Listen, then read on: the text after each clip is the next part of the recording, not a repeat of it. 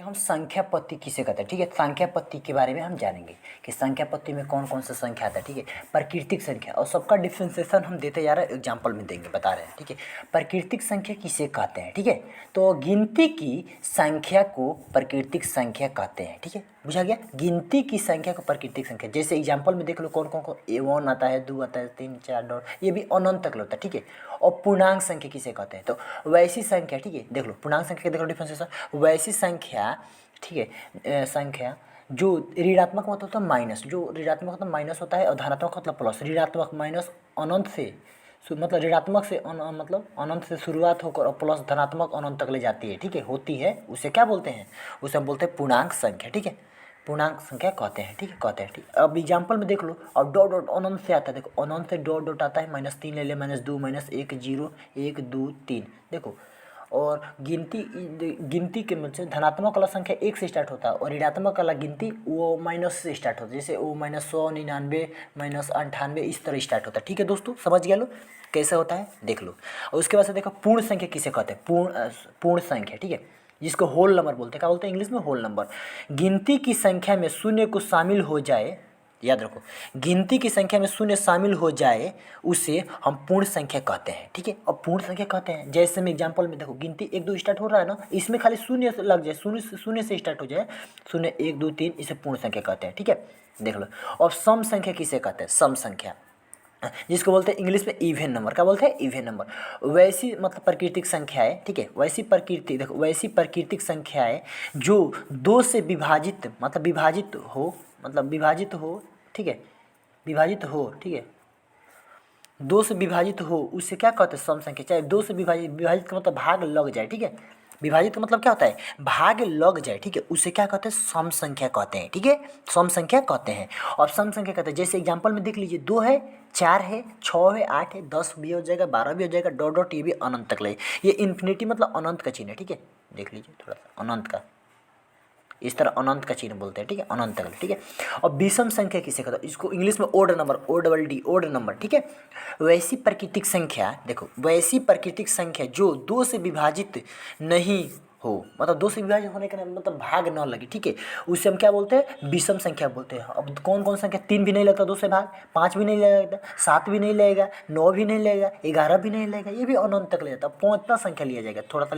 अब भाज्य संख्या किसका होता है, भाज्य संख्या। ठीक है, भाज्य संख्या, इसको इंग्लिश में स्पेन नंबर बोलते हैं, क्या स्पेन, हाँ नंबर बोलते हैं ना। ठीक है, वैसी प्राकृतिक संख्या है जो एक एवं अपने को छोड़कर किसी दूसरे प्राकृतिक संख्या से विभाजित हो जाए। मतलब किसी, देखो एक और अपने को छोड़कर, जैसे एग्जाम्पल में कैसे कि कौन कौन को संख्या छोड़कर, तो एग्जाम्पल हम बताएंगे, एक और अपने को छोड़कर तो किसी दूसरे संख्या से भी भाग लग जाए, उसे मतलब दूसरे संख्या से विभाजित हो जाए, उसे भाज्य संख्या कहते हैं। जैसे में 4 हो गया, 4 देखो, एक से संख्या, सॉरी 4 2 से लगेगा, 4 एक और 4 को छोड़कर दूसरे संख्या से लग रहा है, दूसरे से लग रहा है ना, हाँ इसी हो सकता है। 6 देखो, एक संख्या छोड़ देगा और 6 से छोड़ दो तो 2 से भी 6 लगेगा भाग, 3 से भी 6 भाग लगेगा ना, यानी दूसरे संख्या से। 9 देख लो, 9 देखो, एक और 9 को छोड़कर 3 से संख्या से भाग लगेगा ना, हाँ तो ये चल जाएगा।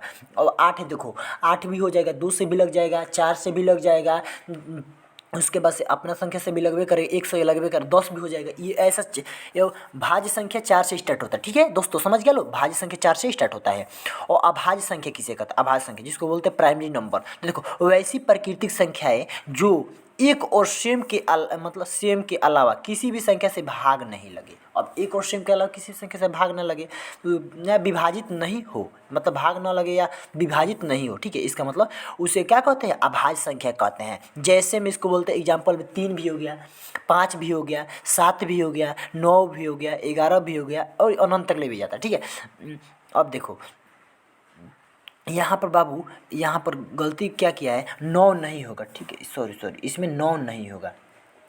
ठीक है, 9, क्योंकि 9 इसमें न अभाज्य संख्या में 9 आ जा रहा है, इसीलिए 9 नहीं है, गलती देखो, गलती यहाँ पर मिस्टेक हो गया है। ठीक है, 3 हो सकता है, 5 हो सकता है, 7 हो सकता है, वैसी संख्या जो सेम एक और अपने के अलावा किसी संख्या से भागे ना, तो 9 लग गया है ना, 3 से लग जाएगा, इसीलिए। चलो, परिमेय संख्या, जिन संख्याओं को a/b के रूप में दर्शाया जा सके उसे परिमेय संख्या कहते हैं। जहाँ यहाँ पर लिखा जाता है, ठीक है, जहाँ b not equal to zero, यानी कि बी बराबर अगर नीचे जीरो आ जाएगा ना तो वो इन्फिनिटी हो जाएगी, यानी कि क्या हो जाएगा, अनंत हो जाएगा। अनंत तक वो संख्या के अनुमाने नहीं होगा, वो अनंत तक, इसीलिए क्या होता है, यहाँ पर लिख लेना, यहाँ पर B not equal to zero हो, ठीक है। अब जैसे एग्जाम्पल में 2/3, 4/9, 3/2, 5/6, 2.5, 2.5 का क्या मतलब होता है, 2.5 का मतलब होता है, 2.5 दिया है ना तो दशमलव हटा देगा तो 10 हो जाएगा, एक अंक तो 10 होता है, यानी कि 25/10 हो जाएगा, यानी कि परिमेय संख्या के रूप में हो गया ना। देख लो ये ध्यान से देखो, ठीक है।